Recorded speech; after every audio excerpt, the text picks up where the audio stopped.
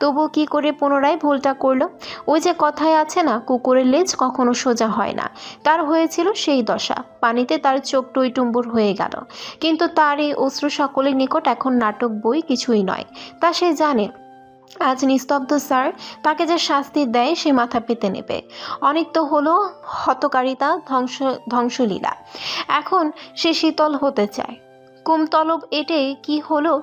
উল্টো তারই বিপদ বাড়লো, বই কমলো না।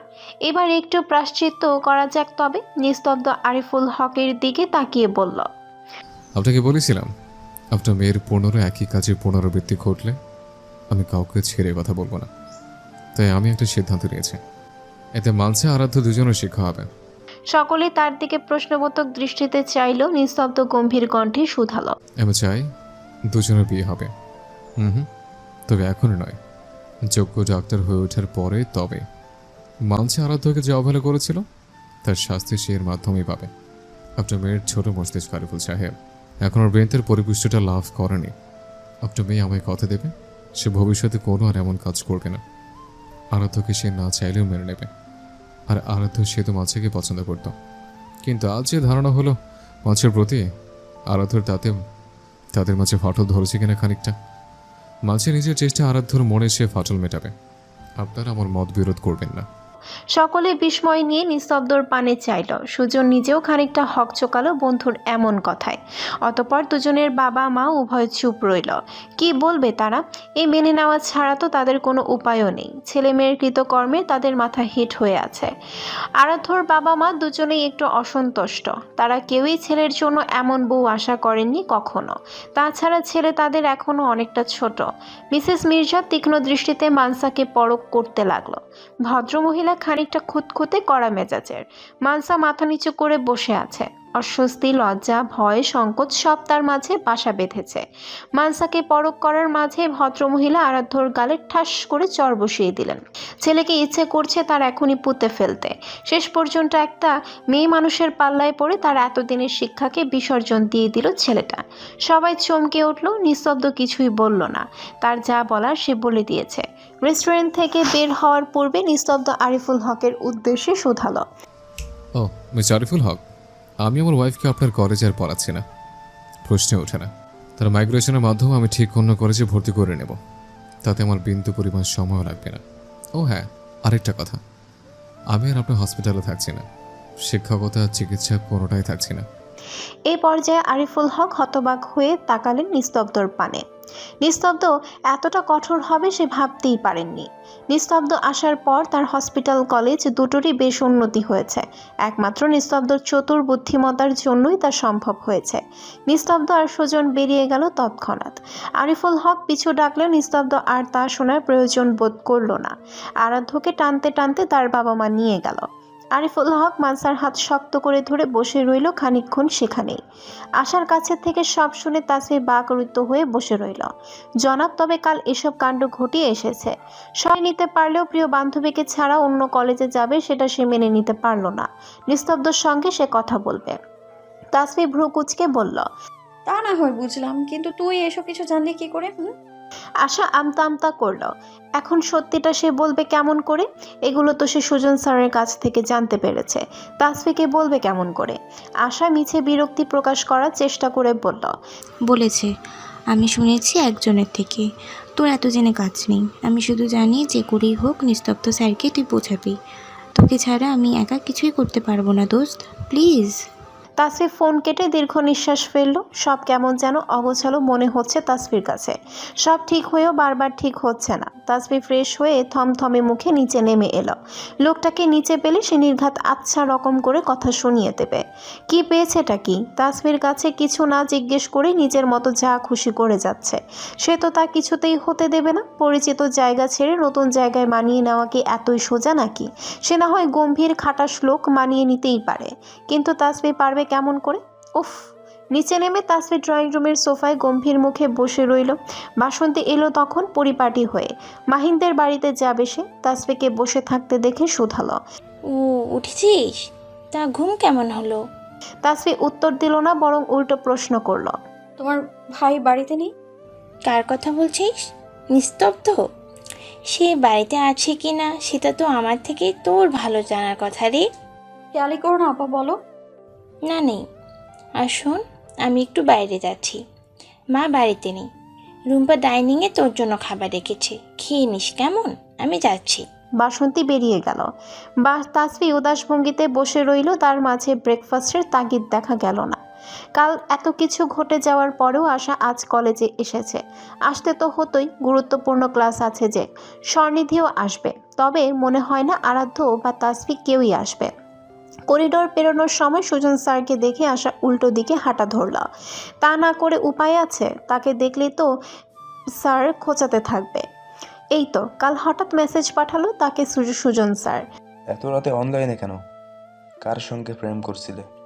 ওফ, তোমার তো আবার বয়ফ্রেন্ডের অভাব নেই বোধহয়। যে কেউ এসে প্রপোজ করে আর অ্যাকসেপ্ট করে তাদের সঙ্গে প্রেম জুড়ে দাও। ভালোই খেলোয়াড় তুমি। তার লেখায় ছিল না কোনো রসকস, ছিল না কোনো আন্তরিকতার ছোঁয়া। সেই লেখায় ছিল শুধু আশাকে কটাক্ষ করে বলা কিছু বাক্য। আশার তখন মন মানসিকতা ভালো নেই, ফুঁসে উঠতে গিয়েও সে চুপ করে গিয়েছিল। উল্টো সহ্য করে নিয়ে কালকের ঘটনা জিজ্ঞেস করলো। সে জানে সুজন ছিল। সুজন প্রথমে বলতে না চাইলেও আবার আনমনি সবটা বলে ফেলল। আশা ধন্যবাদ জানালো, কিন্তু সুজন আবারও তাকে কটাক্ষ করে লিখল। ইটস ওকে, ধন্যবাদের প্রয়োজন নেই। তুমি বরং তোমার বয়ফ্রেন্ডদের ধন্যবাদ দিও, কেমন? আশা এবার তেতে গেল। আপনি কিন্তু এবার বেশি বলছেন। আমার কোনো বয়ফ্রেন্ড নেই, শুধু শুধু ফালতু কথা বলবেন না। ফালতু কথা তোমার বলার স্বভাব, আমার নয়। আর শিক্ষকের সঙ্গে কিভাবে কথা বলতে হয় জানো না? শুনুন, আপনাকে আমি আগেও বলেছি, শিক্ষক আপনি কলেজে, আমার বাড়িতে নয়। ও আচ্ছা, মনে মনে তো তোমার শয়তানিতে ভরা। এই জন্যই তো একজন পুরুষ মানুষের ঘরে অনুমতি ব্যতীত ঢুকে তার ইজ্জত লুটতে যাচ্ছিলে। ভাগ্যিস পুরুষটা নিজেকে সামলে নিয়েছিল, না হলে সে দুর্বল হলে তো তার মান ইজ্জত সব ধুলোয় মিশে যেত। আশা দাঁতে দাঁত চাপলো, বুঝলো এই খোঁটা তার আজীবন শুনতে হবে। আশার আগে কটমট করতে করতে লিখল। আপনি একটা ফালতু লোক। সুজন রাগে ইমোজি দিল। আপনার ইজ্জত লুট হলে আমার থেকে বেশি খুশি আর কেউ হতো না। ফালতু লোক। সুজন চোখ বড় বড় করা ইমোজি পাঠালো, সঙ্গে সঙ্গে ফোন আসলো। আশা অফলাইন হয়ে গেল। হাফ ছেড়ে বাঁচলো, বড্ড সাহস দেখিয়ে ফেলেছে আজ সে। এরপর সুজন স্যার তাকে আস্ত রাখবে কিনা কে জানে, আর কতদিন তাকে এই খোঁটা শুনতে হবে কে জানে। কোন কুক্ষণে যে সে ও বাড়িতে গিয়েছিল। ছ্যাঃ, রাত অনেক হওয়ায় আশা তাসফিকে তখন চেয়েও ফোন দিতে পারেনি। দাঁড়াও। পেছন হতে পুরুষালী কণ্ঠ শুনে আশা থমকে দাঁড়ালো, চোখ খিচে বন্ধ করে নিল। ইস, দেখে ফেলেছে তাকে, আজ আর রক্ষে নেই বোধহয়। আশার ঘুরে দাঁড়াতে হলো না, সুজন দ্রুত কদম ফেলে তার সামনে এসে দাঁড়ালো। করিডোর পুরো ফাঁকা, আশা দৌড়ে দেওয়ার সুযোগটাও পেল না। সুজন চোয়াল শক্ত করে শুধালো। কাল কি যেন বলেছিলে, আমায় আবার বলো। আশা আমতা আমতা করতে লাগলো। প্রশ্রয় দিয়েছি বলে সাহস বেড়ে গিয়েছে, তাই না? আশা মাথা নিচু করে দাঁড়িয়ে রইল। সুজন আবারও ধমক দিয়ে বলল। কল করছিলাম, ধরনি কেন? উত্তর দাও, রাবিশ। আশা ভয়ে কেঁপে উঠল। সত্যি তার সাহসটা একটু বেশি বেড়ে গিয়েছে। তার তো এতটা বাড়বাড়া একদমই উচিত হয়নি। সে নিজেকে শুধরে নিবে। আশা, আচমকা স্বর্ণিধির ডাক শুনে আশা যেন প্রাণ ফিরে পেল। আশার পানে একবার চেয়ে সুজন হন হন করে সেই স্থান ত্যাগ করল। স্বর্ণিধি এগিয়ে এসে বলল। কি রে, কি করছিস? আশা বৃথা হাসার চেষ্টা করে বলল। ওই কালকের ঘটনা স্যারের থেকে শুনছিলাম। স্বর্ণিধি আর ঘাটালো না। এমনিতেই কাল আরাধ্যর ব্যাপারটা তারা কেউই এখনো হজম করে উঠতে পারেনি। ছেলেটা হঠাৎ এমন ভয়ঙ্কর কাণ্ড ঘটিয়ে ফেলবে তারা কল্পনায় ভাবতে পারেনি। তাসফি সোফার সঙ্গে মাথা ঠেকিয়ে বসেছিল। হঠাৎ ইনায়া এসে বসলো তার সামনের সোফায়। তাসফি মাথা তুলে চাইল। ইয়ানা কটাক্ষ করে বলল। এত কাহিনী করে আবার ফিরে এলে? বাবা, দাম আছে তোমার, বলতে হচ্ছে। তাসফি মুচকি হেসে বলল। কি করব ভাবি বলুন? আপনার দেওর যে পরিমাণে চাপ দিচ্ছিল, না এসে উপায় আছে বলুন? না এলে সে আমায় গুম করে দিতেও দ্বিধাবোধ করতো না, বুঝলেন? নিজের ভালো কে না চায় বলুন তো? এই যে দেখুন না, কাল আপনি কেমন শাশুড়ি মায়ের ধমক খেয়ে শ্বশুর করে বাপের বাড়ি ছেড়ে চলে এলেন। নিজের ভালো চেয়েই তো, তাই না? কে চায় বলুন তো অযথাই ঝামেলায় জড়াতে? আমি তো আর আপনি নই, তাই না? ইয়ানা চোয়াল শক্ত করে নিল। এসেছিল মেয়েটাকে একটু টাইট দিতে, কিন্তু এই মেয়ের মুখ দিয়ে তো কথার ফুলছুরি নয়, বোমা ফাটে। সে তো ভুলেই গিয়েছিল অসহ্য।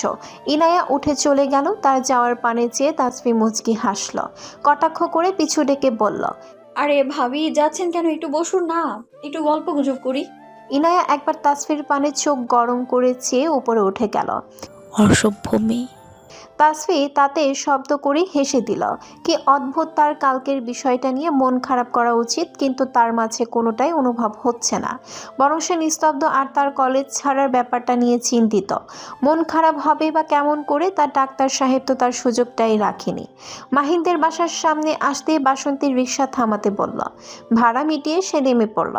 বাসন্তীর মনের মাঝে হঠাৎ কেমন যেন অদৃশ্য ভয় বাসা বেঁধেছে। চিন্তায় কপালের চামড়ায় দীর্ঘ ভাঁজ পড়েছে। তার ভয়ের কারণটাও অহেতুক নয়। বাসন্তীর পরিবারের ব্যাপারে মাহিনের মা বোন কেউই কিছু জানে না। আবেদা বেগম কিছু জিজ্ঞেস করলেও বাসন্তী যথাসম্ভব এড়িয়ে যাওয়ার চেষ্টা করেছে। নাটকটা আর কতদিন চালাতে হবে বাসন্তী? মাহিনকে আজই বলে দিতে হবে যা বলার। সে শুধু শুধু অহেতুক ঝামেলা করতে চায় না। দোতলায় উঠে কলিং বেল বাজাতেই পারুল এসে দরজা খুলে দিল। বাসন্তীকে দেখে তার চোখ চকচক করে উঠলেও পারুল চেঁচিয়ে বলল, মা দেখো, ভাবি এসে পড়েছে। ইয়াহু, ভাইয়া তোমার হবু বউ এসে পড়েছে, দেখো। মাহিন সঙ্গে সঙ্গে রুম থেকে বাইরে বের হয়ে এলো। বাসন্তীকে দেখে মাথা চুলকালো। সে ভেবেছিল এতটা দেরি হলো বাসন্তী বোধহয় আজ আর আসবে না। তার পরনে লুঙ্গি এবং টি শার্ট। সঙ্গে সঙ্গে আবারও সে রুমের ভেতরে ঢুকে গেল।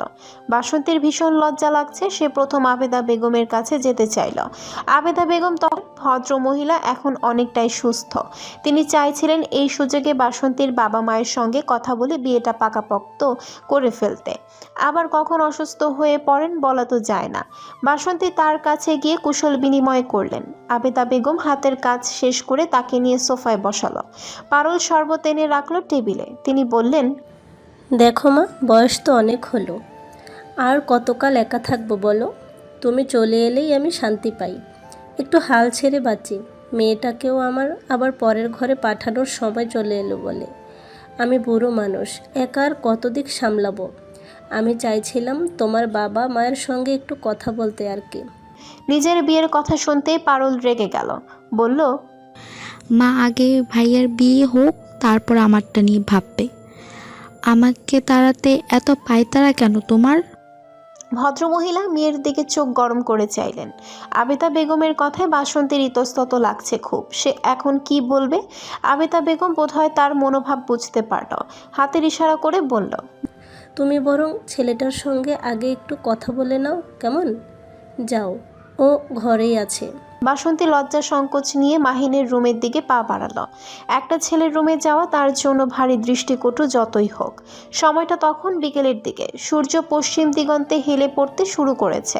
বাসন্তী বাড়ি থেকে বের হয়ে একটু মার্কেটে গিয়েছিল, তাতেই এতটা বেলা গড়িয়ে পড়েছে। মাহিন তখন ওয়াশরুমে বুঝতে পেরে বাসন্তী ব্যালকনির দিকে পা বাড়ালো। উদাসীন ভঙ্গিতে আনমনেই সে বাইরে তাকিয়ে রইল। ও আপনি এখানে? মাহিনের কণ্ঠ পেয়ে সে পিছু ঘুরে চাইল। মাহিনের পরনে এবারে টি শার্ট ট্রাউজার। মাহিন এগিয়ে এলো। বাসন্তী জিজ্ঞেস করল, তুমি কি যেন বলবে বলে দেখেছিলে? দেখো সন্ধ্যা হয়ে আসছে, তোমার কথা বলার শেষে দ্রুত বাড়ি ফিরতে চাই। আর তোমার মা কি বলছিল? দেখো, আমার মনে হয় এবারে তোমার আন্টিকে সত্যিটা জানিয়ে দেওয়া উচিত। শুধু শুধু তো তাকে মিথ্যা আশ্বাস দিয়ে লাভ নেই বলো। সত্যি তো সে একসময় জানবেই, তখন সে কষ্ট পাবে তোমার আচরণে। মাহিন তার নিকট আরো খানিকটা এগিয়ে এলো। সূর্য ইতোমধ্যে অস্ত গিয়েছে। চারপাশে অন্ধকার ও গ্রাস করে নেবে খানিকক্ষণের মাঝেই। কোনো সত্যি কথা বলছেন আপনি বাসন্তী? মাহিনের এতটা কাছে আসায় সে কিছুটা ঘাবড়ে গেলেও নিজেকে সামলে শুধালো, এই যে তুমি আমাকে পছন্দ করো, এগুলো সব নাটক। মাহিন বাসন্তীর চোখে চোখ রাখলো। তার চোখের গভীরতা বিশাল। বাসন্তী তাতে ঠাঁই হারালো। মাহিন ফিসফিস করে বলল, পছন্দ নয় বাসন্তী, ভালোবাসা। আপনাকে আমি ভালোবাসি। বাসন্তীর বুক কেঁপে উঠল। যার আভাস সে পেয়েছিল মাহিন তাই স্বীকার করেছে। অজানা আশঙ্কায় সে বড্ড ভয় পাচ্ছে। দেখো মাহিন, একদম হেয়ালি করো না। তোমার এইসব কথা ভালো লাগছে না। আন্টিকে সত্যিটা জানিয়ে দাও এবারে। মাহিন বাসন্তীর হাত চেপে ধরল, কাতর স্বরে বলল, দেখুন বাসন্তী, আমি কোনো হেয়ালি করছি না। আমি সত্যি আপনাকে ভালোবাসি। আপনার বিয়ের আগে থেকে আমি মাকে যা বলছি সব সত্য। আমি বিয়ে করতে চাই আপনাকে। আপনি কি রাজি হবেন না? বাসন্তী হাত ছাড়িয়ে নেওয়ার চেষ্টা করতে করতে বলল, দেখো মাহিন, আবেগে ভেসো না। আমি একটা ডিভোর্সি মেয়ে। তাকে তুমি বিয়ে করবে, এই সমাজ কখনোই তা মেনে নেবে না। তুমিও পরে আফসোস করবে। তার চেয়েও বড় বিষয়, আমি তোমার থেকে বয়সে বড় মাহিন। এটা কখনোই সম্ভব নয়। মাহিন অস্থির হয়ে উঠল। আমি এসব জানি না বাসন্তী। আমার আপনাকেই চাই। প্লিজ আমায় ফেরাবেন না। তা হয় না। তুমি আমার থেকে আরও সুন্দরী, স্মার্ট, শিক্ষিত মেয়ে ডিজার্ভ করো মাহিন। প্লিজ বোঝার চেষ্টা করো। আমি চাই না। আমি আপনাকেই চাই বাসন্তী। কেন বুঝতে পারছেন না? মাহিন অনেক অনুনয় বিনয় করল। এক পর্যায়ে সে বাসন্তীর মুখটা নিচে দু হাতের আঁচলায় তুলে বোঝাতে চেষ্টা করল। প্লিজ বুঝতে চেষ্টা করুন। এসব সমাজ আমার কাছে ম্যাটার করে না। আমার কাছে আপনিই মূল। বাসন্তী মাহিনের হাত ছাড়িয়ে রুমের ভেতরে চলে এলো, কিছুটা উচ্চ কণ্ঠে বলল, আমি ডিভোর্সি, বয়সে তোমার চেয়ে বড়। তুমি মানলেও তোমার ফ্যামিলি মানবে তার গ্যারান্টি কি মাহিন? তার চেয়ে বরং আমাদের আর না এগোনোটাই ভালো। বাসন্তীর চোখ বন্ধ করতেই তার চোখ ফেটে বেরিয়ে এলো নোনা জলের ধারা। আবেদা বেগম দরজার সামনে থমকে দাঁড়িয়ে রইল। সে এসেছিল বাসন্তীকে ডাকতে। আবেদা বেগমকে সামনে দেখে বাসন্তী আরো ঘাবড়ে গেল। মাহিনও মাকে এখন একদমই আশা করেনি। আবেদা বেগম থমথমে কণ্ঠে বলল।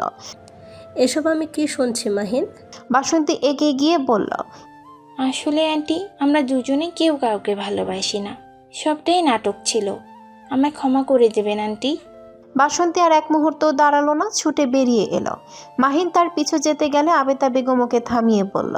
দাঁড়াও, ওকে যেতে দাও। মাহিন অস্থির কণ্ঠে বলল। মা, তুমি বুঝতে পারছো না। আবেদা বেগম হুঙ্কার ছেড়ে বললেন, আমার যা বোঝার আমি তা বুঝে নিয়েছি। আর একটা কথাও বলবে না তুমি। আর কিছু আমায় বোঝাতেও আসবে না। আবেদা বেগম নিজের রুমে গিয়ে দরজা লাগিয়ে দিলেন।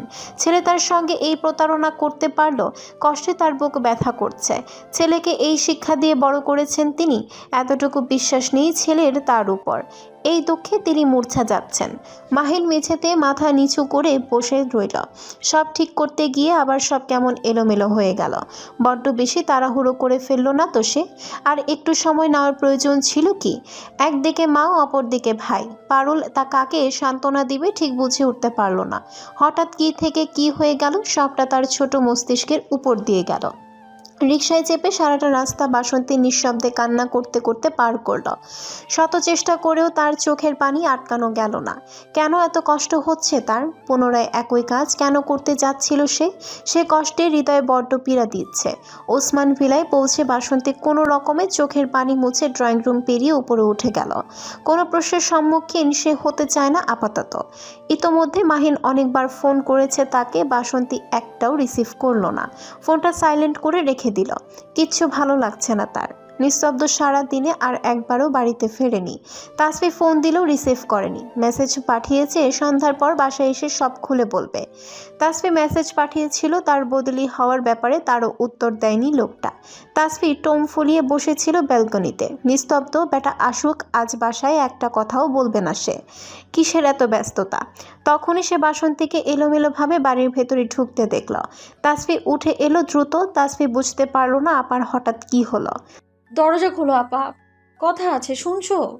থমথমে কণ্ঠে ভেতর থেকে উত্তর আসলো। রুমে যা তাসফি, কাল কথা বলবো। আমার মাথা ব্যথা করছে, একটু ঘুমানো দরকার। আমি মেসেজ করে দিব, খোলো প্লিজ। কি বলেছি শুনিসনি?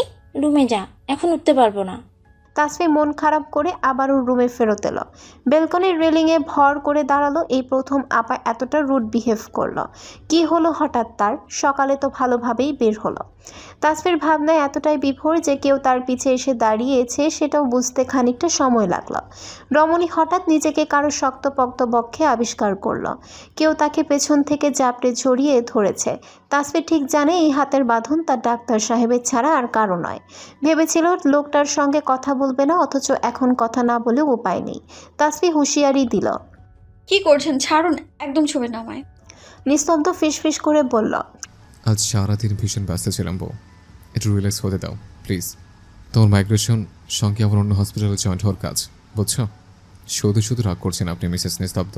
খানিকক্ষণ যেতে তাসফি চট করে সামনে ঘুরে বলল, কেন করছেন এসব? আমি সবাইকে ছেড়ে নতুন কলেজে নতুন পরিবেশে কি করে মানিয়ে নেব বলুন? সম্ভব না, বোঝার চেষ্টা করুন প্লিজ। নিস্তব্ধ রেগে গেল। মানুষ চাইলে কোনো কিছু অসম্ভব নয় তাসফি। তোমার স্বপ্ন ডাক্তার হওয়ার, সেটা শুতে চেষ্টা করবে। কোথায় স্বপ্ন পূরণ করছো সেটা ফ্যাক্ট নয়। যেখানে একবার আমার ব্যক্তিগত জীবনের থেকে কি আঙুল তুলেছে, সেখানে মানিয়ে নেওয়াটা আমার পক্ষে সম্ভব নয়। কোনো কিছু মানিয়ে নেওয়াটা আমার ধাঁচে নেই। সোজা সোজে খোলা খুলে লুকোচুরি ব্যাপার স্যাপার আমার সাথে যায় না। সো আমার থেকে তা আশা করাটাও তোমার জন্য বোকামি। তাসফি করুণ চোখে চেয়ে রইল। নিস্তব্ধ দীর্ঘ নিঃশ্বাস ফেলে তাসফিকে শক্ত করে জড়িয়ে ধরল। তার কাঁধে মাথা রেখে ফিসফিস করে বলল, বোঝার চেষ্টা করে বউ, যা করছে আমাদের ভবিষ্যতের ভালোর জন্যই, আমাদের দুজনের জন্যই বেটার। ক্ষণিকের দুঃখ ভবিষ্যতে যদি শোক দেয় তবে তাতে ক্ষতি কি বলো? তাসফি টম ফুলিয়ে রাখলো, এক পর্যায়ে কাঁদতে শুরু করলো। নিস্তব্ধ শ্বাস ফেলে বলল, এই বোকামে কাঁদছো কেন? আচ্ছা আচ্ছা, তোমার জন্য নতুন কলেজে গিয়ে একটু খারাপ না লাগে, তার ব্যবস্থা আমি করে দেবো। খুশি তো? তাসফি নাক টেনে শুধালো, সত্যি তো? কথার খেলা বলে ভালো হবে না কিন্তু, প্রমিস? আচ্ছা প্রমিস। তাসফি মুচকি হাসলো। নিস্তব্ধ সযত্নে অর্ধাঙ্গিনীর ললাটে চুম্বন করল। তাসফি চোখ বন্ধ করে নিল। রাতের অন্ধকারে চারপাশ নিমজ্জিত।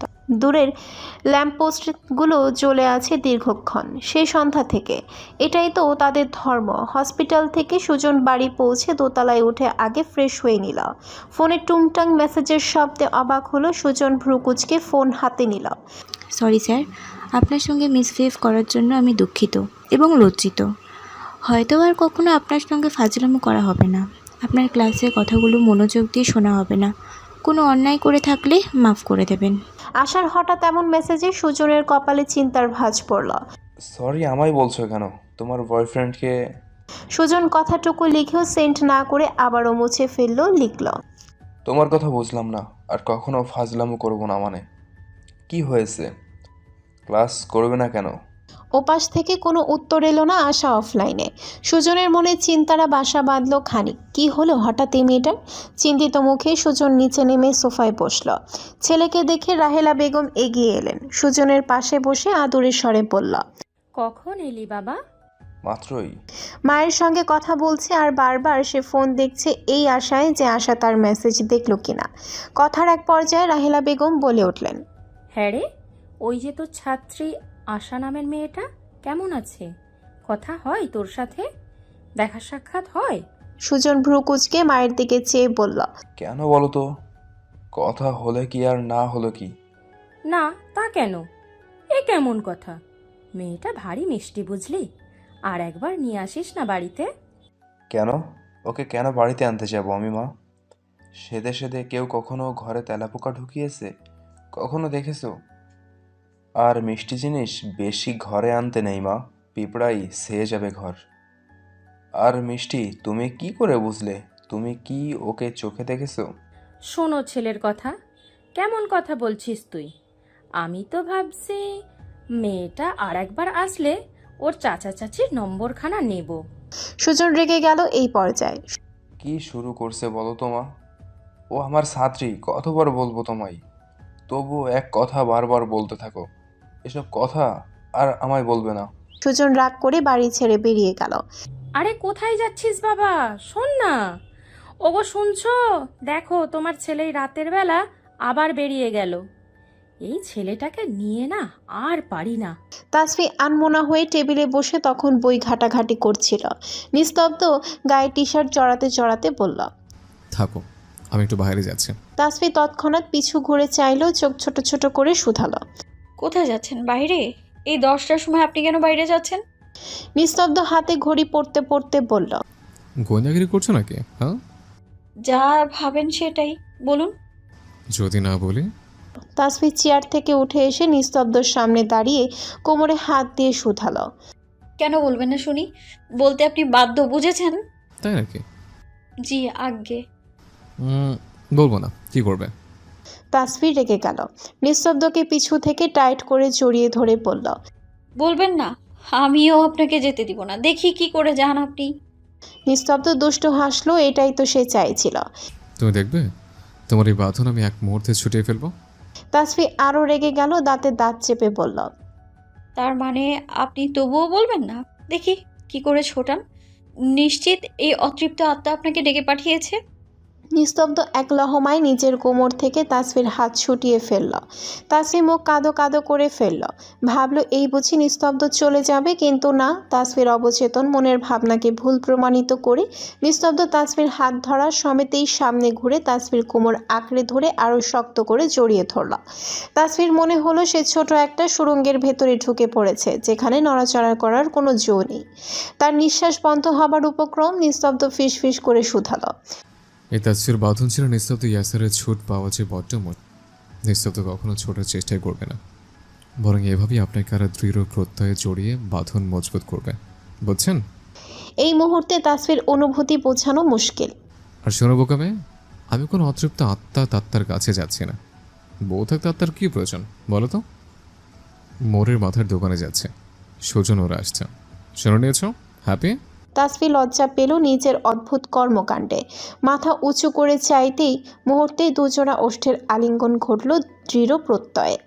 তাসফি ভ্যাবাচেকা খেল। হঠাৎ নিস্তব্ধ এমন কিছু করে বসবে তার ভাবনায় ছিল না। তাসফি নিস্তব্ধ ঠোঁটে কামড় বসালো, তবু নিস্তব্ধ ছাড়ল না। তাসফির দম বন্ধ হবার জোগাড়। হাতে খামচি দিল, নিস্তব্ধ ছেড়ে দিল এবারে। ফিসফিস করে বলল, সো সুইট টেস্ট বউ। বলেই পুনরায় তাসফির ঠোঁটে কামড় বসিয়ে দ্রুত কদমে মৃদু হাসতে হাসতে হাতের সাহায্যে ঠোঁট মুছতে মুছতে বেরিয়ে গেল। ও ব্যথায় কুকড়ে উঠল তাসফি। তাসফি পেছন থেকে রাগে ফেটে পড়ল। অসভ্য লোক, সবসময় শুধু ধান্দা। তোর বদমাস লোক, ছি। তার ঠোঁটটা শেষ রাক্ষস এত জোরে কামড় দিয়েছে। সেও সুযোগ বুঝে প্রতিশোধ নিয়ে নিবে। নিস্তব্ধ দোকানে পৌঁছে দেখল সুজন, মাহিন, সৃজন সবাই উপস্থিত। তারই বোধহয় দেরি হলো আসতে, কিন্তু পরিবেশ কেমন নীরব শান্ত মনে হলো তার কাছে। এক একজন এক এক দিকে মুখ করে বসে আছে। সুজন আকাশের দিকে মুখ করে সিগারেট ফুঁকে যাচ্ছে, মাহিন মাথা নিচু করে সিগারেট ফুঁকে যাচ্ছে, আর সৃজন সুজনের দিকে করুণ মুখ করে চেয়ে আছে। নিস্তব্ধ 5 মিনিট যাবৎ অপেক্ষা করলো, অথচ একজন বান্দার মুখ থেকে একটা শব্দ বেরোলো না। নিস্তব্ধ ঠাট্টা করে বলল, কি ব্যাপার বলতো তোদের? এমন দেবদেশ্বরী কেমন করে? কথা নেই বার্তা নেই, দেবদেশের মতো সিগারেট ফুকে যাচ্ছিস, খায় নাকি ভাই? সৃজন অসহায় মুখ করে বলল, এই তুই এসেছিস ভাই? এখন এদের দেখ, আমি আধা ঘন্টা যাবৎ দুজনের কাহিনী দেখতে দেখতে ক্লান্ত। তুই কিছু একটা কর। এরা সিগারেট খাচ্ছে তো আর বারবার ফোন দেখেই যাচ্ছে, মানেটা কি ভাই? আমি বিরক্ত এদের কাণ্ডে। নিস্তব্ধ এবারে দুজনের হাত টেনে দাঁড় করালো, হাত থেকে সিগারেট নিয়ে ছুঁড়ে ফেললো দোকানে। মামার উদ্দেশ্যে বলল, মামা কাছে থাকলে দিন তো, এদের মুখের অদৃশ্য টেম আগে কেটে নেই। কি হয়েছে আমিও দেখছি। মাহিন বলল, কিছু হয়নি ভাই, এমনিতেই ভালো লাগছে না। সুজনও একই কথা বলল। সুজন দীর্ঘ হাই ছেড়ে নিস্তব্ধর কাঁধে হাত রেখে হেলান দিয়ে দাঁড়িয়ে বলল, এই জীবনটাই প্যারাময় ভাই। বাড়িতে দেয় প্যারা, কলেজে পাই প্যারা, ফোনে পাই প্যারা, শুধু প্যারা আর প্যারা, বুঝলি তো? নিস্তব্ধ সন্দেহের চোখে তাকিয়ে বলল, আচ্ছা বুঝলাম, তো এই প্যারাটা দিয়েছে কে শুনি? এই তোর আবার প্রেম টেম করছিস না তো আমাদের না জানিয়ে? সৃজন বলে উঠল, এক্স্যাক্টলি, আমি এই কথাটাই বলতে চাইছিলাম। বেটারা ছ্যাঁকা ট্যাঁকা খেয়ে দেখ বেকা হয়ে গেছে, এখন এখানে এসে দেবদাসগিরি করছে। হালাগো পশ্চাৎ বরাবর দিলে যদি মুখে মুখে কথা ফোটে। নিস্তব্ধ এবারে সিরিয়াস হয়ে বেঞ্চে বসলো। দেখ সত্যি করে বল, তোদের কি হয়েছে? তোরা যদি এমন মনমরা হয়ে থাকিস আমার ভালো লাগে, বল। সৃজনও মাথা নাড়ল। হ্যাঁ তাই তো, আমরা বন্ধু হয়েছি কি করতে, তবে মনের কথা খুলে বল, যদি আমরা কোনো সলিউশন দিতে পারি। মাহিন ভীষণ দোটানায় ভুগছে। বাসন্তীর ব্যাপারটা নিস্তব্ধকে বলবে কি বলবে না, নিস্তব্ধ কেমন রিয়েক্ট করবে, নিস্তব্ধ যদি রেগে যায়, তাদের বন্ধুত্বে যদি ফাটল ধরে। কিন্তু একটা সময় না একটা সময় তার সবটা জানতেই হবে। একদিকে বাসন্তী ওভাবে বেরিয়ে গেল, ফোন তুলছে না, মা আরও দরজা খুলেনি। সব মিলিয়ে মাহিন প্রচণ্ড পরিমাণ ডিস্টার্ব ফিল করছে, কিচ্ছু ভালো লাগছে না তার। সুজন বলল, আরে কিছু না ভাই, তোরা শুধু শুধু টেনশন করছিস। আরে মা বিয়ের প্যারা দিচ্ছিল, তাই রাগ করে বেরিয়ে এসেছি। নিস্তব্ধ হাই ছেড়ে বলল, এইবারে বিয়েটা করে ফেল, মেয়ে তো পাচ্ছি না, মেয়ে না পেলে বিয়েটা করবো কাকে? সৃজন বলল। শালা দেশে কি মেয়ে মানুষের অভাব পড়েছে? দেশে না পেলে তোর জন্য বিদেশ থেকে মেয়ে তুলে আনবো, সমস্যা কোথায়? আমার বিয়ে নিয়ে পড়ে আছিস কেন? মাহিনকে আগে দিয়ে দে, তারপর আমারটা। মাহিন মুখ কাচুমাচু করলো, বন্ধুদের সামনে স্বাভাবিক থাকার চেষ্টা করে বলল। আমায় নিয়ে পারলি কেন? সুজনের জন্যই আগে মেয়ে খোঁজ। এভাবে আরো খানিকক্ষণ কথা চালিয়ে গেল তারা। মাহিন কথা বলে নিজেকে স্বাভাবিক দেখানোর চেষ্টা করলো। একটা সময় রাত বাড়লো। রাত অনেকটা হওয়ায় সুজন আর সৃজন বাড়ির পথে রওনা দিল। মাহিন বাইকে উঠতেই যাবে তখন নিস্তব্ধ মাহিনের কাঁধে হাত রেখে গম্ভীর স্বরে বলল। দেখ মাহিন, আমি তোকে জোর করবো না। আমি জানি তুই কিছু একটা নিয়ে টেনশনে আছিস, তবে ভাই বা বন্ধু হিসেবে যদি কখনো মনে হয় আমাকে কারণটা বলা যায়, তখনই বলিস, আমি অপেক্ষায় থাকবো। নিস্তব্ধ চলে এলো। মাহিন অসহায় চোখে নিস্তব্ধ যাওয়ার পানে চেয়ে রইল। নিস্তব্ধ বাড়ি ফিরল খানিকটা আনমনা হয়ে। ব্যালকনিতে এসে দাঁড়িয়ে রইল সে খানিকক্ষণ। প্রকৃতির মুক্ত বাতাস ভালো লাগছে উপভোগ করতে। তাসফি পড়ছিল। নিস্তব্ধ আনমনা দেখে খানিকটা অবাক হলো। সে নিজেও এগিয়ে গেল ব্যালকনির দিকে। পাশে দাঁড়ালেও নিস্তব্ধর কোনো সারা শব্দ পেল না। কি হলো হঠাৎ লোকটার? যাওয়ার সময় তো বেশ ফুরফুরে মেজাজেই ছিল। তাসফি তার দিকে প্রশ্নসূচক দৃষ্টি নিক্ষেপ করে বলল। কি হয়েছে বলুন তো? নাথিং। মিথ্যে কথা কেন বলছেন? আপনি নাকি মিথ্যে কথা বলতে পছন্দ করেন না, তবে এই যে কদিন যাবৎ সমানে মিথ্যে কথা বলেই যাচ্ছেন, তাতে কিছু হচ্ছে না তো? নিস্তব্ধ ছোট্ট ছোট্ট করে বলল। সেটা প্রয়োজনের স্বার্থে, তুমি বেশি কথা বলো। তাসফি ভেঙচি কাটল। নিস্তব্ধ তাসফির হাত ধরে টেনে নিজের সামনে দাঁড় করালো। পেছন থেকে আলতো করে জড়িয়ে ধরল। তাসফি উৎকণ্ঠা নিয়ে শুধালো। কি হয়েছে বলুন তো? লোকটার হঠাৎ এমন হুটহাট কর্মকাণ্ডে মাঝে মাঝে সে লজ্জায় নিয়ে যায়, তবুও চেষ্টা করে নিজেকে সামলে নেয়ার। নিস্তব্ধ তাসফির কাঁধে থুতনি ঠেকিয়ে রেখে বলল। কথা নয়, এইভাবেই ভালো লাগছে। কিন্তু তাসফি তো থেমে যাওয়ার পাত্রী নয়। তাসফি খানিকক্ষণ থেমে আবারও বলল। শুনুন। নিস্তব্ধ বিরক্তসূচক শব্দ করে শুধালো। চুপ থাকতে বলেছিলাম তো। আরে শুনুন না, ভীষণ গুরুত্বপূর্ণ কথা। নিস্তব্ধ প্রশ্নসূচক দৃষ্টিতে চাইল। তাসফি বলল। আজ আপাকে দেখলাম সন্ধ্যার পর বাড়ি ফিরতে। চোখ মুখ কেমন শুকনো লাগছিল জানেন। আমি ডাকলে দরজা না খুলে বলল মাথা ব্যথা করছে, এখন কথা বলবে না, ঘুমোবে। হঠাৎ কি হলো বলুন তো আপার? আগে তো কখনো এমনটা করেনি। তাসফির কথায় নিস্তব্ধর কপালেও চিন্তার ভাঁজ দৃঢ় হলো। রাত তখন অনেকটা। সুজনের চোখে ঘুমেরা ধরা দিচ্ছে না। সে বারবার ফোন চেক করছে। কিসের এত কৌতূহল তার? আসা মেসেজ নাই দেখতে পারে, তাতে তার তো এত উত্তেজনা হওয়ার কারণ নেই। সময় পরিবর্তনশীল, তার সঙ্গে সময়ের গতি ধাবমান। মাঝে কেটে গেল 4টি দিন। সব কিছু নিয়ম মাফিকই চলেছে। তবে এই হাসি খুশি দিনগুলোর মাঝেও ছিল কিছু মানুষের কারোর জন্য অপেক্ষা, কারো মনে সুপ্ত বেদনা। তবুও সব মিলিয়ে সময় তো পার হবেই। সে কারোর জন্য থেমে থাকবে না। সুন্দর স্নিগ্ধ একটি সকাল। সুজন ঘুম থেকে উঠেই প্রথমে ফোন চেক করলো, তবে আশা আজ 4 দিন যাবৎ অনলাইনে আসে না। 4 দিনে সুজন তাকে কলেজের ক্লাসের গণ্ডিতেও দেখেনি। সত্যি মেয়েটা তার জীবন থেকে হারিয়ে গেল না তো? কি হলো হঠাৎ মেয়েটার? আজকের দিনটা বোধহয় সকলের জন্য একটু বেশি স্পেশাল। তারই বার্তা দিচ্ছে প্রকৃতি। তবে কেমন স্পেশাল? দুঃখের নাকি সুখের? স্নিগ্ধ সকাল, উত্তাল প্রকৃতি, সঙ্গে উদ্বিগ্ন তাসফির চিত্ত। চিন্তায় তার কপালের ভাঁজ দীর্ঘ হচ্ছে। 2 দিন যাবৎ আশাকে ফোনে পাচ্ছে না সে। জরুরি দরকারে লাগাতার ফোন করে যাচ্ছে, অথচ মেয়েটার ফোন কিনা 2 দিন যাবৎ বন্ধ। আশ্চর্য। কি করছে, কোথায় গিয়ে ঘামটি মেরে আছে কে জানে। নিস্তব্ধ রাত সারাদিন বাড়িতে থাকা হবে না। হসপিটালের বদলির কাজে তাকে একটু ঘাটাঘাটি করতে হচ্ছে। সেটা বলার জন্য তাসফিকে খুঁজছিল। মেয়েটা কি যে করছে সকাল থেকে কিচেনে কে জানে। ওয়াশরুম থেকে বেরিয়ে নিস্তব্ধ রেডি হতে হতে আশেপাশে চোখ বুলিয়ে তাসফিকে লক্ষ্য করার চেষ্টা করল। ফিসফিস শব্দে আর নিস্তব্ধ আর চোখে ব্যালকনির দিকে চাইল। থাই গ্লাস পার করে নিস্তব্ধ স্পষ্ট দেখতে পেল তাসফি কারোর সঙ্গে ফিসফিস করে ফোনে কথা বলছে। ব্যাপারটা সে আরও 2 দিন যাবৎ লক্ষ্য করছে। সে কাছে গেলে ঠাস করে ফোনটা কেটে দেয়। তার থেকে লুকিয়ে মেয়েটা কার সঙ্গে এত কথা বলছে? নিস্তব্ধর কপালে চিন্তার দীর্ঘ ভাঁজ পড়ল। সে নিশ্চিত এখন সে এগিয়ে গেলে তাসফি চট করে ফোনটা কেটে দেবে। নিস্তব্ধ নিঃশব্দে এগিয়ে গেল। কিছু কথা তার কানে বাজল। তাহলে এটাই ডান। আচ্ছা আমি রেডি থাকবো। তাসফি পেছনে কারো উপস্থিতি লক্ষ্য করতে চট করে ফোনটা কেটে পেছনে ঘুরল।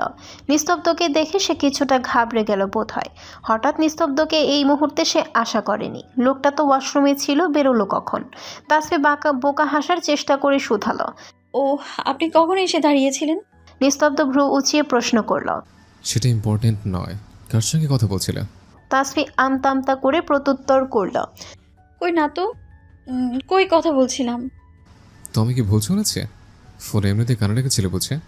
তাসফি চট করে বলে উঠল। কি শুনেছেন? ওই আসলে ফ্রেন্ড স্বর্ণিধি ওর সাথেই কথা বলছিলাম। আপনি চেক করতে চাইলে চেক করুন, নিন। তাসফি ফোন এগিয়ে দিল। নিস্তব্ধ সেটা না নিয়ে বলল। আজ দিনে ফেরা হবে, খানিকটা রাতে হতে পারে। ফোন নাও, ধরতে পারি, টেনশন করবে না। তাসফি মাথা নাড়ালো। নিস্তব্ধ ও তাসফির ঘাবড়ে যাওয়া মুখখানা কয়েক সেকেন্ড জহুরি চোখে অবলোকন করল। সে চলে যেতে নিলেই তাসফি শুধালো। বললেন না তো কি শুনেছেন? নিস্তব্ধ থেমে গেল, পিছু না ফিরে বলল। নাথিং। নিস্তব্ধ চলে যেতেই তাসফি হাঁপ ছেড়ে বাঁচল। ব্রেকফাস্ট করে নিস্তব্ধ বেরিয়ে পড়ল। সকাল তখন 11টা প্রায়। সূর্যের উত্তপ্ত বেড়েছে খানিকটা। বাসন্তী, অনিমা বেগম, নিলয় সাহেব, ফিরোজা বেগম আর রুম্পা সবাই ওসমান ভিলার গেটের সামনে দাঁড়িয়ে আছে। ড্রাইভার গাড়ি আনতে গিয়েছে। তাদের সকলের উদ্দেশ্য গ্রামের বাড়ি যাওয়া। দাদু সেখানে আগে থেকেই আছেন। নানির শরীরটা ভালো না বলে রুম্পাকেও সঙ্গে নিতে হচ্ছে। নানিকে বুঝিয়েও রেখে যাওয়া যাচ্ছে না। তিনি যাবেনই সঙ্গে। পান্নার কান্নাকাটিতে আয়েশারও যেতে হচ্ছে। ভালোই হলো, অনেক দিন পর তারও গ্রামটা ঘুরে আসা হবে। সকলের এমন জোট বেঁধে যাওয়ার কারণ আছে বই কি। গ্রামে যাচ্ছে চাচাতো, দাদি, শাশুড়ি সহ সকলকে দাওয়াত করতে। গ্রামের মানুষের একটু ভিন্ন অভিমতি। শুধু কার্ড পাঠালে তারা মোটেও আসবে না, বরং মুখ ছিটকাবে। তাদের নিজেদের গিয়ে আমন্ত্রণ করে আসতে হবে। অনিমা বেগম তাসফি আর ইনায়ার দুই বৌমার উদ্দেশ্যে বলল। তোমাদের দুজনের হাতে দুদিনের জন্য বাড়ির দায়িত্ব দিয়ে যাচ্ছি। কাল বাদে পরশুই আমরা এসে পড়ব। তোমাদেরও নিয়ে যেতাম, তবে রিসেপশনের আগে তো তাসফিকে নেওয়া যাচ্ছে না, আর তাসফি একা কি করবে, তাই ইনায়া তোমায় রেখে যাচ্ছি। সাবধানে থেকো দুজন। ইনায়া শুধু মাথা নাড়ল, তার ভাবভঙ্গি বোঝা দেয়। তাসফির শাশুড়ি মাকে আশ্বস্ত করে বলল। আপনি একদম চিন্তা করবেন না মা, আপনার ছেলে তো আছেই, আপনারা সাবধানে যাবেন। নিলয় সাহেব তাসফির মাথায় হাত বুলিয়ে আরও কিছু সাবধানী পানির ভাষণ দিয়ে গাড়িতে উঠে পড়লেন। মিনিটের মাঝে সাদা রঙের গাড়িটা ওসমান ভিলার গেট পেরিয়ে বেরিয়ে গেল। চোখের সামনে গাড়ির যাত্রা শেষ হতে তাসফি বাড়ির ভিতরে ফিরে এলো। ফাঁকা বাড়ি দেখে তাসফির দুঃখ পাওয়ার কথা থাকলেও এই প্রথম সে মোটেও দুঃখ বোধ করছে না। কয়েক মিনিট পরের কথা, তাসফি ড্রয়িং রুমে কিছু একটা করছিল। ইনায়াকে দেখা গেল হাতে একটা ব্যাগ ঝুলিয়ে নিচে নেমে আসতে।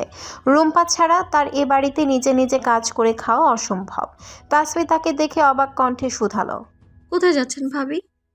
শোনো, আমি একটু বাপের বাড়ি যাচ্ছি, তুমি থাকো। তাসফি চোখ ছোট ছোট করে চাইল। ইনায়া কয়েক কদম হেঁটেও আবার ফিরে এলো। তাসফিকে সতর্ক করে বলল। শোনো মেয়ে, আমি যে যাচ্ছি এই কথা শাশুড়ি মাকে আবার বলতে যেও না। তারা ফিরে আসার আগেই আমি ফিরে আসবো, বুঝেছো? তাসফি ভদ্র মেয়ের মতো মাথা নাড়ল। তার বলার কোনো প্রশ্নই ওঠে না, বরং সে যাচ্ছে বলে তাসফির আরও একটু বেশি সুবিধা হলো। যদি উনি থাকলেও তার বেশি অসুবিধা হতো না। ইনায়াত চলে যেতে তাসফি নিজের কাজ সারতে লাগলো দ্রুত কদমে। সূর্য ডোবার কিছুক্ষণের মাঝে অন্ধকার চারিদিকে নিজের আধিপত্য বিস্তার করে নিয়েছে। রাত তখন প্রায় 10টার কাছাকাছি। নিস্তব্ধ বাড়ি ফিরল তখন। কয়েকবার বেল বাজানোর পরেও কেউ দরজা খুলল না। বিরক্তিতে তার কপাল কুঁচকে গেল। রুম্পাটা নিশ্চিত ঘুমিয়ে পড়েছে। মূলত নিস্তব্ধ জানতো না আজ সবাই গ্রামের বাড়িতে গিয়েছে, কেউ তাকে বলেওনি। সন্দেহবশত নিস্তব্ধ চাবি দিয়ে দরজা খুলল। ভেতরটা ঘুটঘুটে অন্ধকার। কি আশ্চর্য, কেউ কি আজ ড্রয়িং রুমে বাতিগুলো জ্বালায়নি? ভেবেছিল বাইরের অন্ধকার পেরিয়ে বাড়িতে আলো দেখতে পাবে, কিন্তু না। বিরক্তি নিয়ে লাইটের সুইচ দিতে গেল সে। সুইচ টেপার আগে হঠাৎ চারপাশে ঝিলিমিলি লাল, হলুদ, নীল রঙের ফেরি লাইট জ্বলে উঠল। নিস্তব্ধ হঠাৎ এমন কাণ্ডে কিছুটা চমকে উঠল। মস্তিষ্ক সজাগ করে চট করে সামনে তাকাতেই নিস্তব্ধ স্তব্ধ হয়ে দাঁড়িয়ে পড়ল। তার হৃদস্পন্দন বন্ধ হওয়ার উপক্রম প্রায়। বাকরুদ্ধ নিস্তব্ধর হাতে থাকা ব্যাগটা ঠাস করে নিচে পড়ে গেল। তাসফি লজ্জা মিশ্রিত মুখে আড়ষ্টতার সহিত দাঁড়িয়ে আছে। তার পরনে খয়েরি রঙের সিল্কি শাড়ি। তাসফির ফর্সা ত্বকে দারুণভাবে ফুটে আছে তার মসৃণ স্লিম পেট উন্মুক্ত। নিস্তব্ধ কয়েক পলক তার থেকে চোখ ফেরাতে পারল না। বিয়ের পর এই প্রথমবার প্রিয়তমাকে শাড়ি পরিহিত অবস্থায় দেখছে, সে তাও এমন নেশা ধরানো রূপে। অর্ধাঙ্গিনীর মোহনীয় রূপে কোনো পুরুষ কি সুস্থ মস্তিষ্কে থাকতে পারে? নিস্তব্ধর জন্য এত বড় একটা সারপ্রাইজ অপেক্ষা করছিল তার কল্পনায়ও ছিল না। অর্ধাঙ্গিনীর রূপের দমকে হৃদয় জাগছে কবিতা।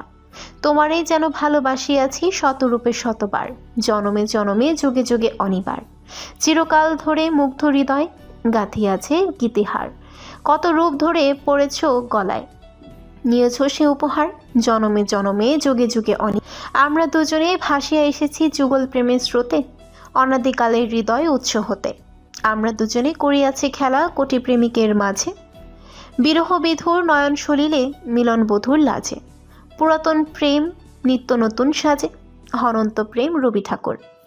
নিস্তব্ধ চাউনি লক্ষ্য করে তাসফি লজ্জায় মিয়ে যাচ্ছে। নিজে থেকে পদক্ষেপ নেওয়া কি তার একটু বেশি বাড়াবাড়ি হয়ে গেল? এভাবে পোশাক পরে তাকে থাকতে তার আরও লজ্জা লাগছে। সব দোষ স্বরনিধির। মেয়েটা ইচ্ছে করে তাকে এভাবে সাজিয়ে দিয়ে গেছে। ইস! নিস্তব্ধ ঘোরগ্রস্ত বদনে এগিয়ে গেল প্রেয়সীর নিকট। পেছন থেকে চাপড়ে জড়িয়ে ধরল। তাসফি কেঁপে উঠল। নিস্তব্ধ তাসফির ঘাড়ে ঠোঁট ছুঁয়ে পড়ল। কেক কাটি। নিস্তব্ধকে কিছুটা অস্থির দেখালো, উদ্বিগ্ন স্বরে প্রত্যুত্তর করল। আমার কি কেন? তাসফিও রাগে চোখে তাকিয়ে বলল, কেক মানে আমি নিজে হাতে বানিয়েছি, আর আপনি কাটবেন না? নিস্তব্ধ চমকে তাকালো। তাসফি তাকে ঠেলে খানিকটা সামনে টেবিলে রাখা কেকের কাছে নিয়ে এলো। নিস্তব্ধ অবাক হয়ে কেকের দিকে তাকিয়ে রইল। কেকের উপরে স্পষ্ট করে লেখা, happy marriage anniversary for 6 month doctor সাহেব। তাসফিও ফিসফিস করে একই কথা বলল। নিস্তব্ধ অবাক চোখে তাকিয়ে বলল, এই কেক তুমি বানিয়েছো? তাসফি মাথা নাড়ল। চাকু কই দাও, কাটি, একটু টেস্ট করি কেমন কেক বানালো মিসেস নিস্তব্ধ, তারপর তো আসল তাসফি গরম চোখে তাকিয়ে নিস্তব্ধর বাহুতে থাপ্পড় বসালো। বেচারি আজ লজ্জায় আড়ষ্ট। তাসফি চাকু এগিয়ে দিল। নিস্তব্ধ কেক কেটে প্রথমে তাসফিকে খাইয়ে দিল, তারপর নিজে খেয়ে বলল। দারুণ। তাসফি খুশি হলো, মুচকি হাসলো। নিস্তব্ধ পুনরায় নিজের মুখে কেক পুরে নিল। তারপর আসন্ত মস্তিষ্কে খেলা করছে দুষ্টুমির ঝোলা। তাসফি কিছু বুঝে ওঠার আগে তাদের দুজোড়া ওষ্ঠ একে অপরকে আলিঙ্গন করল। তাসফি দম নিয়ে কোনো রকমে বলল, খাবার খেয়ে নিই, আমি রান্না করেছি তো। নিস্তব্ধ মাদকীয় স্বরে ফিসফিস করে বলল, খাওয়াতে পরে হবে। তাসফি পারে না, এখনই মাটি ফাঁক করে ঢুকে যায়। Control myself anymore please, something. Tasfi নিজ হাতের সাহায্যে নিস্তব্ধর মুখ চেপে ধরল। নিস্তব্ধর সঙ্গে সঙ্গে সে প্রেয়সীকে কোলে তুলে নিল, তাকে নিয়ে ঠাস করে সোফায় শুয়ে দিল। তাসফি আমতামতা করে বলল, উপরে যাই। নিস্তব্ধ দুষ্টু সুরে শোধালো, time and tide wait for none, so time loss করে বোকামি মাই প্রিন্সেস। তাসফির চোখ পিটপিট করে চাইল। নিস্তব্ধ নিচু হয়ে তাসফির পানে চেয়ে বলল। আজও কি অনুমতি প্রয়োজন? তাসফি লজ্জায় মুখ ঘুরিয়ে নিল। আজ নিজে থেকে সে এক ধাপ এগিয়ে এসেছে, সেখানে অনুমতি প্রশ্নই আসে না। অতপর কপত কপতির মধুর মিলনের সাক্ষী হলো এই অন্ধকারে মোড়া নিস্তব্ধ রাত। জায়ার স্পর্শে কাতর হলো পতি। সময় যত গড়ালো তাদের আলিঙ্গন গভীর থেকে গভীরতর হলো। নিস্তব্ধ ফ্রেশ হওয়া হলো না রেস্ট নেওয়া। দূর আকাশের চাঁদ মামা তার কলঙ্ক গায়ে মেখে মুচকি হাসছে। আজ তার খুশির দিন কিনা। আজ বুঝি স্বামীর সোহাগে ওই সুন্দরী রমণীও মেখে নেবে নিজের গায়ের কলঙ্ক স্বইচ্ছায়, সগর্বে। তাতে নেই কোনো ভয় অপবিত্রার ছোঁয়া, যাতে মিশে আছে শুধু হালাল সম্পর্ক আর হালাল সম্পর্ক। আহা, এতেই যে চিরসুখ। এই নিস্তব্ধ মধুর রাতে দূর হতে প্যাঁচার ডাক শুনতেও মধুর লাগছে। হৃদয় মাঝে বাজছে গান, যেন তারা গাইছে গান মিষ্টি কণ্ঠে। ওরে ভাই ফাগুন লেগেছে বনে বনে, ওরে ভাই ফাগুন লেগেছে বনে বনে, ডালে ডালে ফুলে ফলে পাতায় পাতায় রে, আড়ালে আড়ালে কোণে কোণে, ওরে ভাই ফাগুন লেগেছে বনে বনে, ওরে ভাই ফাগুন লেগেছে বনে বনে। সময় গড়িয়েছে অনেকটা, দীর্ঘ রজনীর পেরিয়ে খানিকটা। নিস্তব্ধর উন্মুক্ত বক্ষে তাসফি মাথা রেখে শুয়ে আছে। নিস্তব্ধ প্রেয়সীর ললাটে চুমু খেল। হঠাৎ কিছু মনে হতে সন্দেহজনক কণ্ঠে শুধালো, সকালে ফোনে কার সাথে কথা বলছিলে? আপনাকে তখন বললাম তো, স্বনিধির সঙ্গে। সত্যি? তবে ওভাবে ভয় পাচ্ছিলে কেন? আসলে আপনাকে সারপ্রাইজ দিতে চেয়েছিলাম। আপনি কিছু শুনে ফেললে তো সব ভঙ্গ হয়ে যেত, তাই ভয় পাচ্ছিলাম আপনি আবার সব শুনে ফেলেননি তো। স্বর্ণিধি তো আমার এই আইডিয়া দিয়েছিল, আমার সাজিয়ে দিয়ে গেল, ডেকোরেশনে হেল্প করলো। নিস্তব্ধ ঠাট্টার ছড়ে বলল, দেখেছো হাজবেন্ড ব্যতীত ওদের মাথায় কত বুদ্ধি, আর তোমার মাথায় অন্যের থেকে বুদ্ধি ধার করতে হয়। তাসফি ভেঙচি কেটে বলল। কচু। নিস্তব্ধ তাসফিকে শক্ত করে জড়িয়ে ধরে বলল, thank you so much wife, এত সুন্দর একটা সারপ্রাইজ দেওয়ার জন্য। সঙ্গে আজ রাতের জন্য তোমার কাছে আমি আজীবন কৃতজ্ঞ থাকবো। আজ রাতটা এতটা স্পেশাল করার জন্য তোমায় এতগুলো ধন্যবাদ।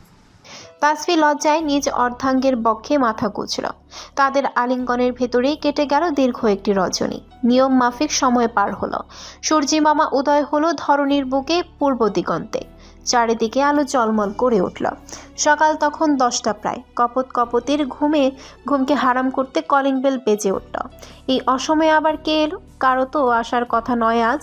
তবে দীর্ঘ রজনী কেটে গিয়ে এসেছে নতুন ভোর, একটি নতুন সকাল, একটি নতুন দিন। গতকালকের দিনটা ভালো কেটেছে বিধায় যে আজকের দিনটা ভালো কাটবে এমন কোনো কথাই নেই।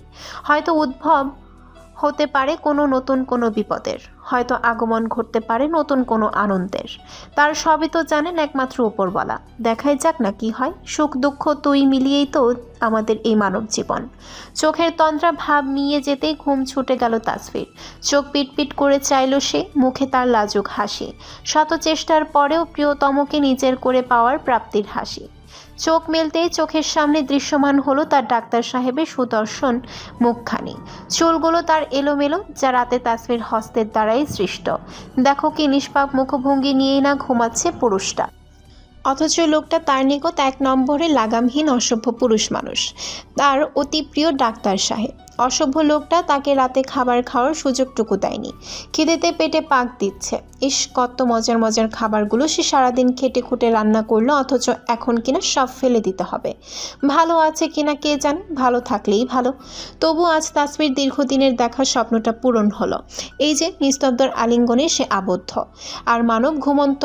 মানবের ঘুম ছোটার আগেই সে জেগে গিয়েছে। প্রতিবার তাকে বিছানায় রেখে লোকটা উধাও হয়, আর আজ তাসফি তাকে রেখে উধাও হবে। লজ্জা মিশ্রিত ভঙ্গিতে তাসফি আলতো করে চুমু খেলো নিস্তব্ধর বক্ষ মাঝে। একদিকে সারা রাত শুয়ে থাকার ফলে তার ঘাড় ব্যথা হওয়ার জোগাড়। তাসফি পাশ ফিরতে নিলে আটকে উঠে কোনো রকমে নিজেকে সামলে নিস্তব্ধকে আবারও শক্ত করে জড়িয়ে ধরল। ও গড, সে তো এখন সোফা থেকে পড়লে তার হাড়গোড় একটাও আস্ত থাকতো না। সে যে সোফায় শুয়ে আছে তা তো তার খেয়ালই ছিল না। ঘুমন্ত নিস্তব্ধর পানে তাসফি এক ভ্রু কুঁচকে চাইল। তার ডাক্তার সাহেব বুদ্ধি জ্ঞান যে লোপ পেয়েছে তা ভালোই বোঝা যাচ্ছে। তাসফির ভাবনার মাঝে পরপর কয়েকবার কলিং বেল বেজে উঠল। তাসফি ভ্রু কুচকালো। এই অসময়ে আবার কে এলো? ইয়ানা এলো না তো, কিন্তু তার তো আজ আসার কথা নয়। আর এমন অভদ্রের মতো এক নাগাড়ে এতবার কলিং বেল বাজানোরও বা কি আছে আশ্চর্য। ঘড়ির দিকে চোখ পড়তে তাসফি আটকে উঠল। প্রায় বেলা দুপুর 3টা বাজে। অসম্ভব ব্যাপার স্যাপার, এতটা সময় কি করে ঘুমালো সে? তাসফি কোনো রকমে নিস্তব্ধকে ছাড়িয়ে উঠে বসল। দৃঢ় কদমে এগিয়ে গেল দরজার নিকট। লুকিং গ্লাসে তাসফি যাকে দেখলো তাকে দেখে সে চমকে উঠল। ও মাই গড, এই মহিলাকে সে বাড়ির অ্যালবামে দেখেছে। দৌড়ে এসে নিস্তব্ধকে ঠেলতে লাগলো সে। শুনছেন? উঠুন, আরে উঠুন না। বউ, আরেকটু ঘুমোতে দাও না প্লিজ, রাতে একটু ঘুমোতে পারেনি। আরে রাখুন আপনার ঘুম, উঠুন ফার্স্ট। আরে উঠুন তো, আপনার ফুপি এসেছে। ফুপি এসেছে শুনতে চমকে উঠে নিস্তব্ধ ঘুমু ঘুমু চোখে দাঁড়িয়ে পড়ল। খানিকটা আতঙ্কিত স্বরে প্রত্যুত্তর করল। ফুপি কোথায়? ফুপি? তাসফি দাঁতে দাঁত চেপে বলল, বাইরে। নিস্তব্ধ আর্তনাদ করে উঠল। ও মাই গড, শিট। তাসফির পরনে নিস্তব্ধ শার্ট, আর নিস্তব্ধ সে উদাম গায়ে প্যান্ট পরিহিত। তাসফি নিজের শাড়ি ব্লাউজ পেটিকোট দ্রুত গতিতে নিচের থেকে তুলে জড়ো করতে করতে বলল, দাঁড়িয়ে আছেন কেন? যান, দরজা খুলুন, আমি যাচ্ছি উপরে। তাসফি যে এই মুহূর্তে লজ্জা পাবে সে সময়টাও পাচ্ছে না। আহারে, নিস্তব্ধ হতভম্ব হয়ে শুধালো, কি বলছো কি বউ? এত বছর পর আমি ফুপির সামনে এইভাবে উদম গায়ে যাব? অসম্ভব। তাসফি সিঁড়ি বেয়ে উপরে উঠতে উঠতে বলল, নো অপশন ডক্টর সাহেব, নিস্তব্ধ অসহায় মুখ করে দরজার দিকে এগিয়ে গেল। শেষ পর্যন্ত এই ছিল তার কপালে। নিস্তব্ধ তার ফুপুকে কিছুটা ভয় পায়। ছোটবেলায় একদিন খাতায় হোমওয়ার্ক না করে স্কুল থেকে বিচার পাঠিয়েছিল। ফুফু তা শুনে খুব মেরেছিল তাকে, পরে আবার আদরও করেছিলেন খুব। সেই থেকে নিস্তব্ধ কখনো আর স্কুল কলেজ কোথাও হোমওয়ার্ক ব্যতীত বাসা থেকে বের হয়নি। তবে এমনিতে সবার থেকে ফুপু তাকে একটু বেশি স্নেহ করেন। ফুপু তার একরোখা মানুষ, খানিকটা বাচাল প্রকৃতিরও। দাদুর নাকচ করা সত্ত্বেও নিজের পছন্দের ছেলে বিয়ে করে লন্ডনে সেটেলড হয়েছে। বিয়ের পর এই প্রথম ফুপু তাদের বাড়িতে পা রাখবেন, অথচ তারা কিনা কেউ জানেই না যে আজ ফুপু আসবে। ফুপু তো কাউকে জানায়ও নি। নিস্তব্ধ খানিকটা ভয়ও পাচ্ছে। ফুপু তার একটু থেকে একটু 19-20 হতে কাজে ভুল ধরতে শুরু করে আর শোনায় এক গাদা ধারালো কথা তো নয়, যেন এক একটা বিষাক্ত বান। দাদা তার শখ করে নাম রেখেছিল টুনি। এই টুনি ছোট্টখাট্ট কোনো টুনি নয়, এই টুনি তো শরীর বিশাল। নিস্তব্ধ দুরু দুরু বুকে দরজা খুলে দিল। নিস্তব্ধকে উদম গায়ে দেখে ফুফু চোখ কপালে তুলে চাইলেন, তীব্র আর্তনাদ করে বললেন, ছি ছি ছি অনুভব, তোর এতটা অধপতন হয়েছে আমি জানতামই না। দেখলি এতদিন পর ফুপি এসেছে, কই ফিটফাট হয়ে থাকবি তা না করে নির্লজ্জের মতো উদাম গায়ে আমার সামনে চলে এলি। বলি বাপের মতো কি লজ্জা শরম খেয়ে বসেছিস? দাদার মতো হয়েছে। আমার অবর্তমানে ওরা সবাই মিলে যে তোকে এই শিক্ষা দেবে, আগে জানলে আমি তোকে আমার সঙ্গে করে নিয়ে যেতাম। তুই নাকি আবার ডাক্তার হয়েছিস, তা এইভাবে খালি গায়ে কি ডাক্তারিও সামলাস নাকি? ছি ছি। নিস্তব্ধ লজ্জায় মুখ কাচুমাচু করে দাঁড়িয়ে রইল। কোনো রকমে বলল, ফুপি, তুমি ভেতরে এসে কথা বলো না, এসে বাদ দাও। এতদিন পর এলে আগে কেমন আছো সেটা বলো। সোহেল তিয়াশাকে নিয়ে আসো নি? কেমন আছিস তা তো দেখতেই পাচ্ছি রে অনুভব। আমিও দেখতে পাচ্ছি তুই কেমন নির্লজ্জের মতো সুস্থ সবলভাবে দাঁড়িয়ে আছিস। আর হ্যাঁ, ভেতরে তো ঢুকবই। আমি তো চলে যাবার জন্য আসিনি। তোর দাদা যতই আমাকে বাড়ি থেকে বার করুক, আমি কেন যাব? এই বাড়ি আমার সমান অধিকার রয়েছে। দেখি সামনে থেকে সর, আগে তোর বউ দেখে নিই আমি। বিয়ে করে এত বড় হয়ে গেছিস যে বিয়ে করে বাসর ছেড়ে ফেললি, আর এই টুনি তা জানতেও পর্যন্ত পারলো না। ড্রাইভারকে বল আমার লাগেজ ভিতরে দিয়ে যেতে। এই তো এক্ষুনি যাচ্ছে ফুপি। ফুপু ভেতরে ঢুকে চারপাশে অবলোকন করে বলল, কি ব্যাপার রে, চারপাশ এত ঝাড়বাতি দিয়ে সাজানো কেন? পার্টি করেছিস নাকি রাতে? আর বাকিরা সবাই কই? আমায় রেখে পার্টি করা হচ্ছে? নিস্তব্ধ বোকা হাসার চেষ্টা করলো, বুঝতে পারলো ভীষণ রকম ভাবে ধরা খেয়েছে সে। আজ আর রক্ষে নেই। প্রত্যুত্তরে নিস্তব্ধ কিছু বলতে যাবে তার আগেই নিস্তব্ধ অবাক হয়ে গেল। দেখতে পেল তাসফি কালো রঙের শাড়ি পরে ফুপি বলে দৌড়ে আসছে। তাসফি চিৎকার করে ফুপি বলে দৌড়ে এসে টাইট করে ফুপুকে জড়িয়ে ধরল। ফুপু খানিকটা হকচকালো, পড়তে নিলেও কোনো রকমে নিজেকে সামলালো, ধমকে বলল, এই মেয়ে, কে তুমি? আশ্চর্য, এইভাবে কেউ জড়িয়ে ধরে? এক্ষুনি তো তোমার চিৎকার শুনে আমার প্রাণটাই যেত। তাসফি খুশিতে গদগদ হয়ে পড়ল, ফুপি, আমি আপনার ভাতিজার একমাত্র বউ। আর এই বাড়িতে ঝাড়বাতিগুলো দেখছেন, এইগুলো তো আমি নিজ হাতে আপনার জন্য সাজিয়েছি। আপনার তো কয়েকদিন পরে আসার কথা ছিল, কিন্তু আমি এগুলো আগেই সাজিয়ে ফেলেছি। ভালো হয়েছে না বলুন ফুপি? এই যে দেখুন, টেবিলের উপর কেকটাও আমি আপনার জন্য আনিয়ে রেখেছিলাম, কিন্তু আপনার ভাতিজা কিছু বলার আগেই কতখানি সাবার করে দিয়েছে দেখুন। তাসফির এমন ঢপ মারার নাটকীয় ভঙ্গিমা দেখে নিস্তব্ধ বাকরুদ্ধ হয়ে পড়ল। ও মাই গড, ও মাই গড, তার বউ যে এভাবে এত সুন্দর করে নাটক করতে পারে তার তো জানাই ছিল না। ফুপু অবাক কণ্ঠে বলল, তুমি অনুভবের বউ? তাসফির লজ্জিত ভঙ্গিতে মাথা নাড়ল।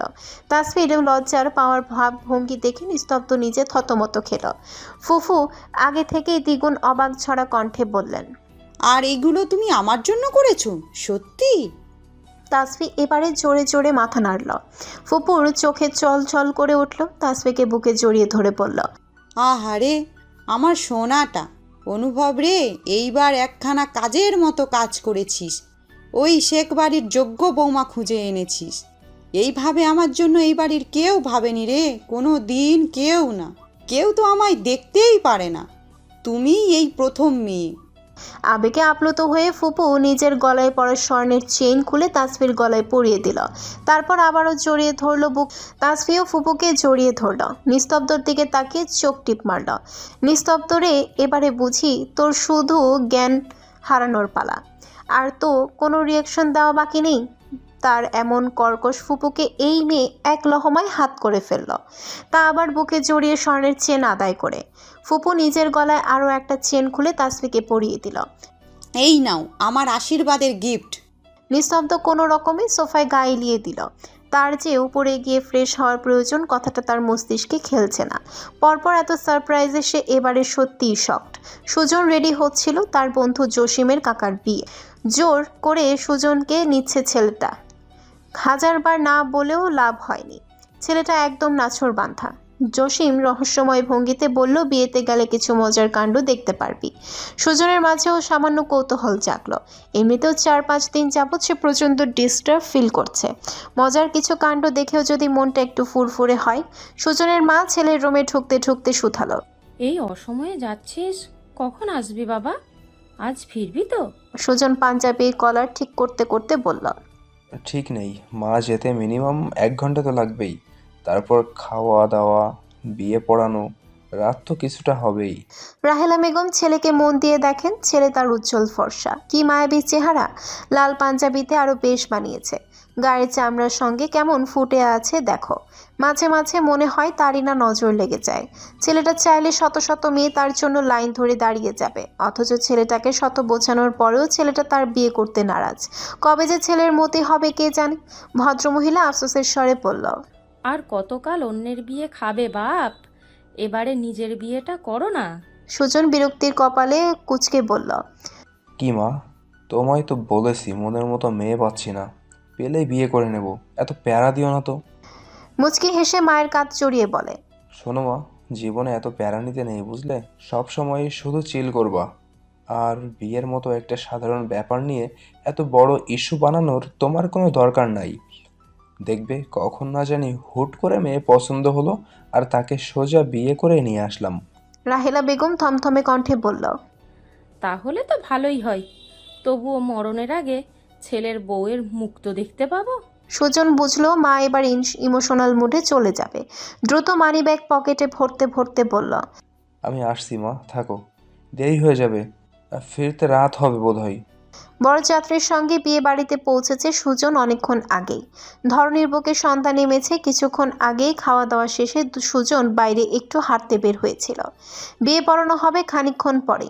ভাবলো একটু হাঁটাহাঁটির পরে বিয়ে পড়ানোর ওখানে থাকা যাবে। হঠাৎ অযাচিত কিছু কথা কানে বাজতেই সুজন থেমে গেল। এগিয়ে গিয়ে কথাগুলো স্পষ্ট শোনার চেষ্টা করলো। এদিকটা কিছুটা নির্জন, সবাই বাড়ির ভেতরের দিকে। একজন মহিলা কণ্ঠ আর পুরুষ কণ্ঠ শোনা গেল, টাকা তো অর্ধেক দিলেন মশাই, বাকিটা কবে পাবো? এমন কুচি মাল জুটিয়ে দিলাম আর পুরো টাকাটা দিলেন না। চিন্তা করবেন না, মেয়ে বেশি তেড়িবেড়ি করলে জায়গা মতন দিয়ে দেবেন। সমস্যা কোথায়? শিক্ষিত সুন্দরী মেয়ে দিয়েছি, আর কি লাগে? ওদের কথা শুনে সুজনের কপালে চিন্তার ভাঁজ পড়ল। বুঝতে পারলো এদের লক্ষণ মোটেও ভালো নয়। মহিলার পুরুষটির চেহারা দেখতে চেষ্টা করলো সুজন। পর্দা একটুখানি ফাঁক করে দুজনের চেহারা দেখতে সুজন আঁতকে উঠল। এ তো স্বয়ং বর আর কনের চাচি। খাবার দাবারের সময় মহিলা নিচে পরিচিত হয়েছিল। বিয়েটা বেশি বড় করে আয়োজন করা হয়নি, একদম ছিমছাম। সুজন সরে এলো এখান থেকে। সুজন বেশ বুঝতে পারছে এদের লক্ষণ খুব একটা ভালো নয়। কোনো মেয়ের জীবন নষ্ট করতে যাচ্ছে। সুজন মানুষের মাঝে আসতেই হঠাৎ একটা 10-12 বছরের ছেলে এসে সুজনের হাত আঁকড়ে ধরল। সুজন ছেলেটার দিকে চমকে তাকালো। ছেলেটা সুজনের হাত চেপে ধরে বলল, ভাইয়া, আমার আপুকে বাঁচান প্লিজ। আমার মা ভালো আপুকে জোর করে একটা বুড়ো বেটার সাথে বিয়ে দিচ্ছে। সুজন ছেলেটাকে একটু ফাঁকা জায়গায় নিয়ে এলো। ছেলেটার মাথা ভর্তি চুল।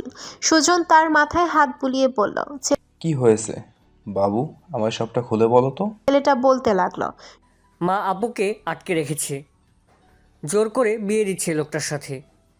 বাবা বাড়িতে নেই, ব্যবসার কাজে অন্যত্র গিয়েছে। এই সুযোগে মা আমাদের এখানে এনে আপুকে আটকে রেখে ভয় দেখিয়ে বিয়ে দিচ্ছে লোকটার সাথে। প্লিজ ভাইয়া, কিছু একটা করুন, আমার আপুকে বাঁচান ভাইয়া। আমার মনে হলো আপনি আমায় সাহায্য করতে পারবেন। সুজনের কপালে চিন্তায় ভাঁজ দৃঢ় হলো। সুজন ছেলেটার মিছে আশ্বাস দিয়ে বলল, আচ্ছা তুমি যাও, আমি দেখছি। এই জায়গায় সে কি বা করতে পারবে। জসিমকে সামনে পেয়ে সুজন ওকে চেপে ধরল। সত্যি করে বলো কি হচ্ছে। কি হবে? তোর 60 চাচা বুড়ো, এটা জানতাম, কিন্তু তাই বলে সে অল্প বয়সী মেয়ে বিয়ে করবে? জসিম হেসে বলল, এটাই তো তোকে দেখাতে চেয়েছিলাম। শোন, আসলে আমার কাকার একটা ব্যামো আছে, কচি মেয়ে বিয়ে করার ব্যামো। সুজন আশ্চর্য স্বরে বলল, এই ব্যাপারটা তোর কাছে মজা মনে হচ্ছে জসিম?